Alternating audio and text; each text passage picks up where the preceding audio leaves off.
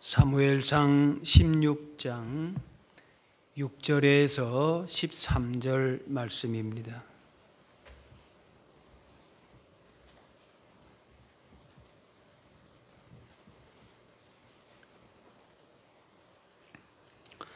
그들이 오매 사무엘이 엘리압을 보고 마음에 이르기를 여호와의 기름 부으실 자가 과연 주님 앞에 있도다 하였더니 여호와께서 사무엘에게 이르시되 그의 용모와 키를 보지 말라. 내가 이미 그를 버렸노라. 내가 보는 것은 사람과 같지 아니하니 사람은 외모를 보거니와 나 여호와는 중심을 보느니라 하시더라. 이새가 아비나답을 불러 사무엘 앞을 지나가게 하매 사무엘이 이르되 이도 여호와께서 택하지 아니하셨느니라 하니 이새가 산마로 지나가게 하사 사무엘이 이르되 이도 여호와께서 택하지 아니하셨느니라 하니라. 이새가 그의 아들 7을 다 사무엘 앞으로 지나가게 하니 하나 사무엘이 이새에게 이르되 여호와께서 이들을 택하지 아니하셨느니라 하고 또 사무엘이 이새에게 이르되 내 아들들이 다 여기 있느냐. 이새가 이르되 아직 막내가 남았는데 그는 양을 지키나이다. 사무엘이 이새에게 이르되 사람을 보내어 그를 데려오라. 그가 여기 오기까지는 우리가 식사 자리에 앉지 아니하겠노라. 이에 사람을 보내어 그를 데려오매 그의 빛이 붉고 눈이 빼어나고 얼굴이 아름답더라. 여호와께서 이르시되 이가 그니 일어나 기름을 부으라 하시는지라. 사무엘이 기름 뿔병을 가져다가 그의 형제 중에서 그에게 부었더니 이날 이후로 다윗이 여호와의 영에게 크게 감동되니라. 사무엘이 떠나서 라마로 가니라. 아멘. 다윗은 이스라엘 역사에서 핵심이 되는 사람이고 하나님을 섬기는 데 있어서도 아주 모범이 되는 사람입니다. 그런데 다윗이 처음부터 두각을 나타낸 것은 아닙니다. 하나님께서 사무엘에게 이새의 아들 중에서 왕이 될 자에게 기름을 부으라 하셨을 때에 다윗은 형제들에게 비교해서 왕이 될 만한 조건에 아예 들지를 못했습니다. 그러나 하나님께서 다윗을 택하셨습니다. 일반적으로 사람을 평가할 때에 그 사람의 외모에 마음이 갑니다. 재산이나 명예나 보이는 것에 관심이 가게 됩니다. 그런데 하나님은 용모와 신장을 보지 말라 하시면서 사람이 보는 것과 다르다. 하나님은 중심을 보신다 말씀하십니다. 러시아의 대문호였던 톨스토이는 20살까지 자기의 얼굴에 자신감이 없고 열등감을 가졌다고 합니다. 그러나 많은 사람은 톨스토이의 그 내면적인 가치에 감동을 합니다. 보이는 것과 다른 것이죠. 고린도서 1장에 이는 아무 육체도 하나님 앞에서 자랑하지 못하게 하려 하심이라.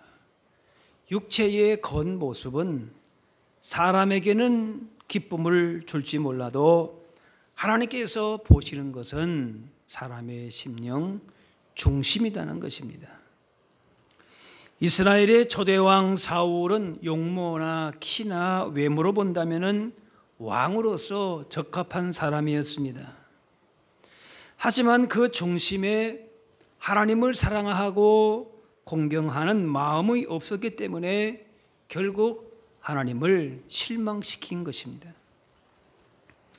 사람의 기준과 판단은 시대와 사회의 유행에 따라서 변해가는 겉모습에 중점을 두기 때문에 오래 가지를 못합니다. 하나님 앞에서 거짓 없이 진실한 내면의 모습, 중심을 우리는 아름답게 해야 하는 것입니다. 사도 바울은 갈라디아 1장에 내가 사람들에게 좋게 하랴, 하나님께 좋게 하랴, 사람들에게 기쁨을 구하랴. 주님 마음에 합한 사람은 겉모습 이전에 사람들에게 금방 눈에 띄는 그 무엇을 추구하기 전에 내면의 중심을 아름답게 만들어가는 그 중심을 하나님 앞에 인정받는 믿음의 사람으로서 하나님을 기쁘시게 합니다. 어둠과 좌절 속에 있던 그 시기에 이스라엘 백성들은 사울을 초대 왕으로 삼으면서 나라의 부흥과 또 번영을 보았습니다. 또 당시 사울은 건장하고 준수하고 또 겸손하기도 했습니다. 또 전쟁에서도 탁월한 리더십으로 나라를 구하고 사람들 볼 때 모든 면으로 완벽한 지도자였습니다. 그런데 점점 그 겸손함이 사라지게 되고 교만하면서 하나님을 경외하고 의지했던 믿음에서 벗어나서 자신의 왕국을 세우는 데에 사로잡혔습니다. 블레셋과의 전쟁에서 하나님의 도우심을 구하는 제사를 할 때에 제사장이었던 사무엘이 그 자리에 없으니까 이 조급했던 사울이 자신이 직접 제사를 한 것입니다. 또 아말렉과의 전쟁에서 모든 탈취물은 진멸하라 말씀하셨는데 따르지 않았습니다. 전쟁 승리 후에 소나 양들까지 죽일 필요가 무엇이 있겠는가? 그거 가지고 하나님 앞에 제사하면 되지 않겠는가? 하나님의 말씀을 가볍게 여기고 자신의 판단과 생각을 따랐습니다. 여기에 사무엘이 책망합니다. 사무엘상 15장에 보면은 번제와 다른 제사를 그의 목소리를 청종하는 것을 좋아하신 같이 좋아하시겠나이까? 순종이 제사보다 낫고 듣는 것이 수장의 기름보다 나으니. 처음에는 겸손하고 신실했던 사울이 점차적으로 교만과 욕심에 사로잡히면서 그 중심에서 하나님과 멀어지게 되고 하나님을 대항하게 되는 것입니다. 이스라엘 초대 왕으로서 귀한 일을 감당했던 사울이 잘못된 결말을 맞는 것은 너무나도 안타깝습니다. 외모로 볼 때에는 화려하게 출발했지만은 그 중심에 하나님을 공경하고 사랑하고 말씀에 순종하고자 하는 중심이 흔들렸던 것이죠. 하나님을 왕으로 섬기고 그분의 말씀대로 살아야 할 이스라엘은 왕정시대 이전에 사사시대 때에 기준도 없고 질서도 없었던 자기의 소견에 오른 대로 그렇게 행하였더라. 그런 시대였습니다. 저마다 자기가 기준이고 자기가 질서였던 것입니다. 이런 모습이 왕정시대의 사울까지도 그대로 이어지게 되었습니다. 사울은 자신이 사무엘을 대신해서 제사하지 말아야 되는데 그 말씀에 귀 기울이지 않고 자신의 생각을 가지고 끝까지 주장을 했던 것입니다. 출발은 좋았지만은 점차 실패하는 모습을 보여줍니다. 사울의 불순종으로 인해서 낙심해 있던 사무엘에게 하나님이 말씀하십니다. 읽진 않았지만 오늘 16장 1절에 보면은 내가 너를 베들레헴 사람 이새에게로 보내리니 이는 내가 그의 아들 중에서 한 왕을 보았느니라.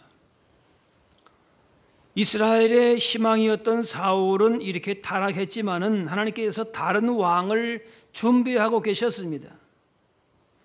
그런데 이 중차대한 일을 실패한 사울을 다음해의 왕을 택하라고 하는 이 말씀 가운데에 사울도 실수를 하게 됩니다.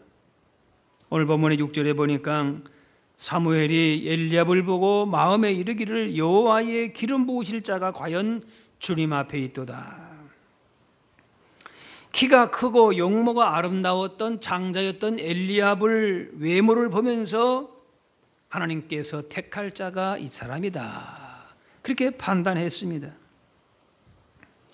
준수한 용모를 가졌던 사울이 나중에 하나님의 뜻에 어긋난 자로 그렇게 된 것을 경험하면서도 이 사무엘마저도 외모로 그렇게 판단을 하게 된 것이 하나님의 뜻을 분별해야 할 사무엘도 이런 실수를 하고 있습니다. 이것이 사람의 한계입니다. 네, 사람은 외모로 판단을 먼저 많이 합니다. 오늘 7절에 그 용모와 신장을 보지 말라 하시면서 사람은 외모를 보거니와 나 여호와는 중심을 보느니라. 사람은 대체적으로 다 외모로 판단을 한다는 거예요. 외모가 중요하지 않고 마음이 중요하지만은 우리의 마음이 우리의 눈에 보이는 보이지 않는다는 것이 문제인 것이죠. 나름대로 판단하고 본다고 하지만은 중심보다는 외모에 끌리게 됩니다. 하나님께서는 사람과 같지 아니하시고 내면을 먼저 보십니다. 사람의 눈은 한계가 있어서 전부를 본다고 하지만 실상은 외모를 많이 봅니다. 거기에 영향을 받는단 말이죠. 예수님은 뽕나무 위에서 삭개오를 보실 때에 중심을 보셨습니다. 사람들은 삭개오를 볼 때에 그 사람은 나라의 반역자로 그렇게 생각하고 매국노로 생각을 했습니다. 욕심쟁이로 생각했습니다. 실질적으로 그런 모습이 있었습니다. 그런데 예수님은 그의 중심을 보시고 받아주셨습니다. 예수님은 사람을 함부로 외모로 판단하지 말 것도 말씀하셨습니다. 외모로 판단하기에 앞서서 중심을 볼 수 있어야 합니다. 외모로만 판단한다면 그 판단으로 자신도 판단받을 수 있는 것입니다. 사람의 판단은 완전하지 못하지만 머리털까지 다 세시는 하나님은 우리의 생각과 말과 행동을 살피시면서 정확하게 판단하십니다. 그러므로 사람에게 잘 보이는 것은 보다 중요한 것은 하나님께 잘 보이는 것입니다. 하나님께 잘 보이는 사람이 사람에게도 잘 보이게 됩니다. 사람에게 겉으로 잘 보이려고 중심을 살피시는 하나님께 잘못 보이는 것은 사울과 같은 어리석은 사람인 것입니다. 누구에게 잘 보이는가? 우리는 하나님께 먼저 잘 보여야 되는 사람이에요. 하나님은 그런데 외모가 아니라 중심을 보신다. 하나님은 이새의 아들 중에 가장 약하고 작게 보였던 다윗을 한 왕을 보았느니라 그렇게 하셨습니다. 분별하다, 주목하다, 진찰하다 그런 의미로 보았다는 말이 사용되었습니다. 한 사람을 주목하셨는데 사람들은 사무엘마저도 그의 아버지 가족들마저도 그렇게 생각하지 않았던 것입니다. 그런데 하나님께서는 그 중심을 보시고 택해서 이미도 보았느니라, 이미도 그렇게 분별하고 주목하고 이미도 양육하고 계셨다라는 것입니다. 하나님은 세상 가운데 미련하고 약하고 멸시받고 천하고 없는 것들을 택하셔서 아무 육체도 하나님 앞에서 자랑하지 못하게 하셨습니다. 외모로서 무엇을 내세우고 주장하지 못하게 하셨다는 것이지요. 있는 모습 그대로 하나님 앞에 서는 것이 중심으로 하는 것입니다. 내가 내 외모를 가지고 내가 이만큼 내 무엇으로 주장할 것을 내세우지 말라는 것입니다. 다윗이 하나님 마음에 합한 자로 인정받은 것은 하나님 앞에서 있는 모습 그대로 나아간 것입니다. 외식적인 꾸밈보다도 있는 모습 그대로 중심으로 나아갈 때에 부족한 그대로 받으신다는 것입니다. 반역자, 죄인 취급받던 세리가 겸손히 주님 앞에 나아갈 때에 있는 모습 그대로 그 중심을 받으시고 인정하셨습니다. 종교개혁자 칼빈도 몸과 얼굴이 아주 말랐고 눈에는 항상 진물이 흐르고 외모로도 볼품이 없는 사람으로 별명이 움직이는 종합병원이었습니다. 또 아브라함 링컨도 몸과 얼굴이 마르고 그래서 그걸 커버하기 위해서 수염을 기르고 그래서 고릴라라고 하는 별명이 있을 정도로 볼품이 없었다고 그래요. 사도 바울도 키가 작고 시력도 나쁘고 아마 간질도 있었을 것이다, 이렇게 추측을 합니다. 이렇게 연약한 자들이지만 하나님께서 어떻게 사용하셨는가? 다른 것이 아닌 거예요. 외모가 아니었다는 겁니다. 중심을 보시고 일꾼 삼으신 겁니다. 다윗의 구약시대의 위대한 인물이었던 다윗의 그 위대함이 어디 있었는가? 하나님이 그의 중심을 보고 계셨다는 겁니다. 이미 주목하여 보고 계셨고 능력과 지혜도 주셔서 양육하고 계셨습니다. 사람의 외모나 건강, 물질, 지위, 학력, 권력 등이 사람 눈에는 먼저 들어올 수가 있습니다. 또 광고를 보게 되면 시선을 끌기 위해서 자극적인 것들이 많이 있습니다. 사회 전반적으로 외모를 중시합니다. 그러나 성경은 이런 것들의 헛됨을 말씀합니다. 전도서 1장에 헛되고 헛되며 헛되고 헛되니 모든 것이 헛되도다. 외면적인 것 때문에 내면의 중심의 성숙함이 무시되어서는 안 되는 것입니다. 결혼 전에 배우자를 찾을 때에도 외모보다는 내적인 아름다움이 돋보이는 사람을 보아야 합니다. 잠언 31장에 누가 현숙한 여인을 찾아 얻겠느냐? 그의 값은 진주보다 더하니라. 진주를 걸친 여자를 찾지 말고 지혜로운 그 중심이 아름다운 여인을, 그런 배우자를 찾아야 되는 것이겠죠. 다윗의 형제들도 모든 면에서 출중했지만은 다윗은 그들과 비교해서 변변치 못했습니다. 그렇게 큰 일을 할 제목으로 여기지 않았습니다. 하나님의 사람인 사무엘도 이미 사울을 그렇게 경험했음에도 불구하고 또 그런 실수를 하게 되는 거예요. 그래서 다윗의 아버지는 사무엘에게 막내가 있기는 한데 들에서 양이나 치는 아이입니다. 그래서 데려 나오지도 않았어요. 그 아이까지 굳이 만나실 필요가 뭐 있겠습니까? 그런 것이지요. 그러나 하나님은 그런 다윗을 일부러 불러다가 그렇게 사무엘에게 보이셨습니다. 소년 다윗의 중심을 잘 볼 수 있는 것이 바로 거인 골리앗을 물리친 일입니다. 시편 27편에 보면은 여호와는 나의 빛이요 나의 구원이시니 내가 누구를 두려워하리요. 여호와는 내 생명의 능력이시니 내가 누구를 무서워하리요. 다 벌벌 떨고 무서워하고 나설 수 없었는데 하나님이 나의 구원이시기 때문에 내가 누구를 두려워하고 무서워하리요. 이런 다윗의 중심을 보셨던 것이지요. 오늘 본문의 12절에 보면은 그의 빛이 붉고 눈이 빼어나고 얼굴이 아름답더라. 여호와께서 이르시되 이는 그가 일어나 기름을 부으라 하는지라. 빛이 붉다, 이 머리칼이 붉은색이다라고 하는 것인데 대부분의 검은 머리였던 중동 지방에서 이 붉은 이 머리는 아름다움의 조건이었습니다. 이 다윗도 그 조건을 충족시키는 사람이었습니다. 또 눈도 빼어나고 얼굴도 아름다웠다 그랬습니다. 그러나 그것이 하나님의 판단 기준이 아닙니다.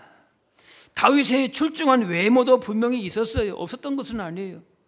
아마도 이새의 아들들이 다 그렇게 아마 멋지고 잘났던 것 같아요. 그런데 그것이 아니라 하나님을 향한 그의 중심 때문에 택함을 받았다는 겁니다. 다윗은 왕이 되고 싶은 야망 있는 사람도 아니고 또 되고 싶다고 될 수 있는 것도 아니었습니다. 그 누구도 다윗이 왕 될 사람이라 생각하지 않았습니다.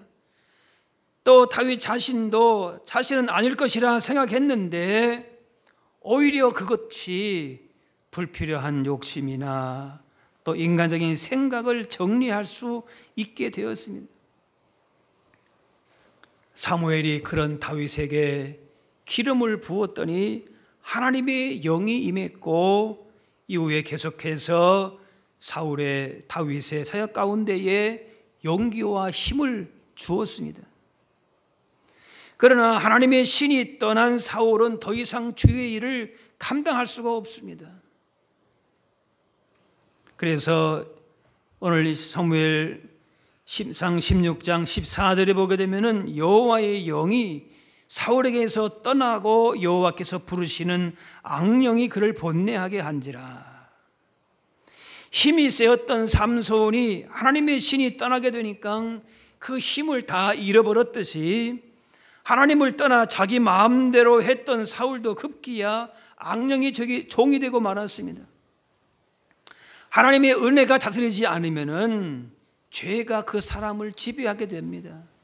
겉으로 아무리 외모가 훌륭하다 할지라도 악령이 악한 죄가 그 사람을 지배하게 되면은 결국 타락으로 멸망으로 갈 수밖에 없는 것이죠. 에베소서 3장에 그의 성령으로 말미암아 너희 속 사람을 능력으로 강건하게 하시오며, 우리의 속 사람이 성령의 능력으로 다스림을 받을 때에 하나님이 쓰시는 사람이 되는 것입니다. 다윗도 음악가고 시인이고 용감한 무인의 면모도 갖추었습니다. 또 겸손하고 진실하고 성실했습니다. 그리고 사자나 곰을 맨손으로 물리치는 호기와 힘이 있었습니다. 여러 가지 볼 때에 감당할 만한 그런 능력도 있었습니다. 그러나 중요한 것은 하나님이 그와 함께 하셔서 하나님의 신이 그 가운데 임하셔서 그가 그 맡은 일들을 감당할 수 있었던 것입니다. 사무엘상 16장 뒤에 18절에 보게 되면은 이새의 아들을 본즉 수금을 탈 줄 알고 용기와 무용과 구변이 있는 준수한 자라 말씀하면서 뭐라고 하는가? 여호와께서 그와 함께 계시더이다. 그가 그렇게 능력을 발휘할 수 있는 모든 그 조건이 무엇인, 그 가장 중요한 이유가 뭔가 하면은 원동력은 바로 하나님이 그와 함께 하십니다. 여호와의 신이 성령 능력이 그와 함께 하심인 것이었습니다. 실수나 허물을 볼 때에는 다윗도 사울 이상이었습니다.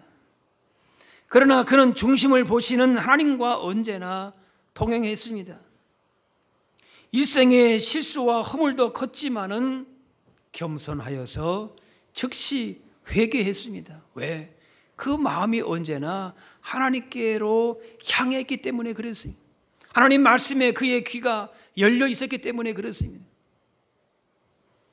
내가 이만큼만 무슨 능력이 있다, 내가 이만큼 갖췄다, 그런 것들을 내세우지 않았습니다. 내가 하나님 앞에서 죄를 지었습니다. 왕이었지만은 그의 회개는 정직하고 다른 변명이 없었습니다. 왜? 그 중심이 하나님을 향했기 때문에 그랬습니다. 내가 누구인데, 사울은 그랬어요. 내가 왕인데까지 거 제사 내가 하지 뭐. 그 탈취한 거, 그 좋은 거 가지고 왜 다 죽이나? 그거 가지고 좋은 일에 쓰면 되지 않겠는가? 중심이 하나님께 있지 않았어요.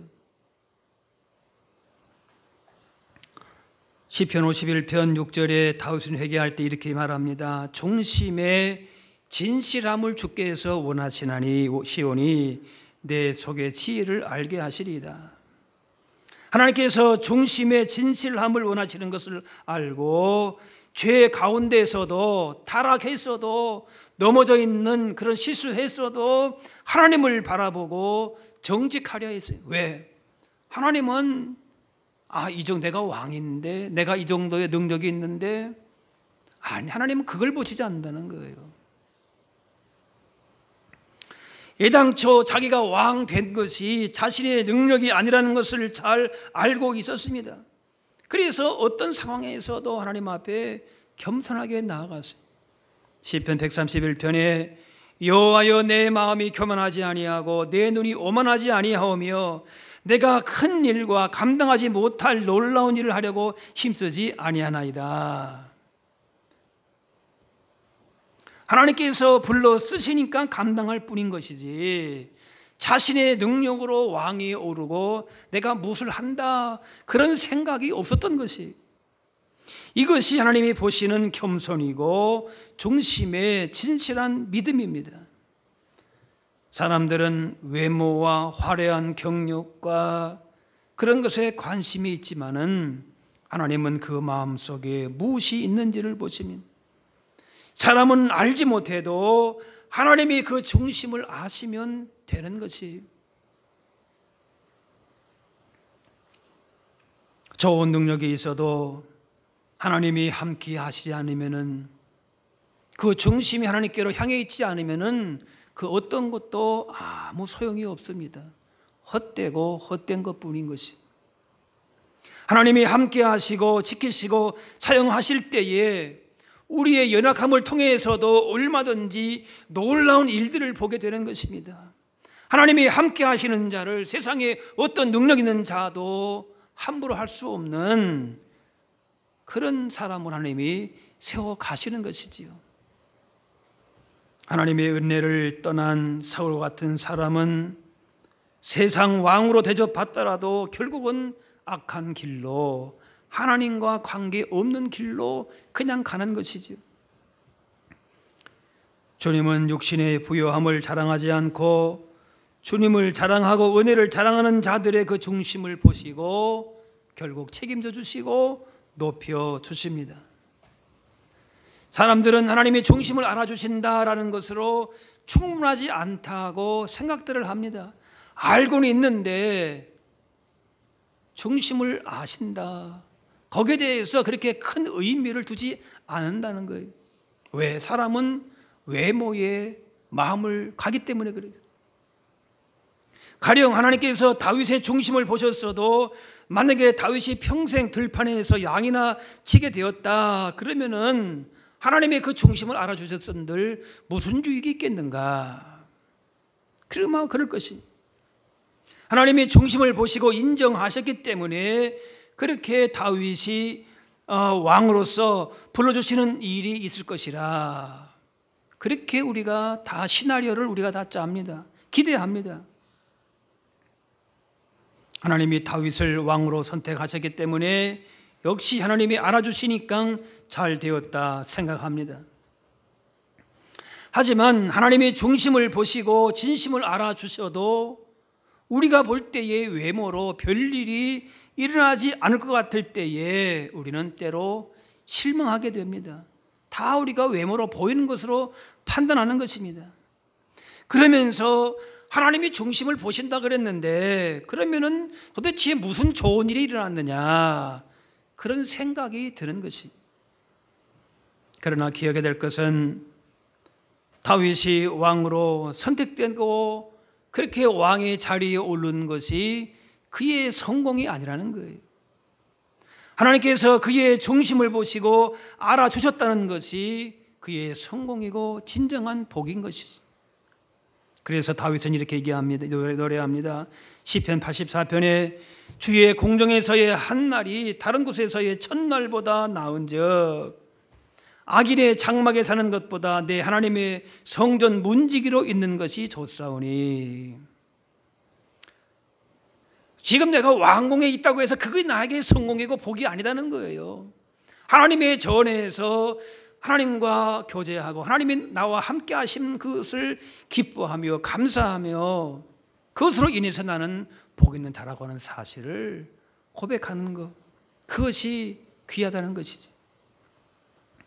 하나님 앞에 신실하게 살다가도 이름 없이 죽어간 성도들도 많습니다. 오히려 비참하게 순교당한 사람들도 얼마나 많습니까? 반면에 악행을 일삼으면서도 권력과 재물을 누리다가 문제없이 죽어간 사람들도 많습니다. 그러면 누가 성공한 사람인가라고 하는 거지. 사람이 잠시 살다가 죽는 것은 누구나 마찬가지지만은 그 다음 해에 무슨 일이 일어나는지가 중요합니다. 하나님께서 중심을 보셨던 사람들이 비록 이름 없이 죽어갔다 할지라도 하나님이 중심을 보시고 인정하셨다면은 그 사람은 성공한 삶이라는 것이에요. 그만큼 성공한 삶은 없다는 것이에요.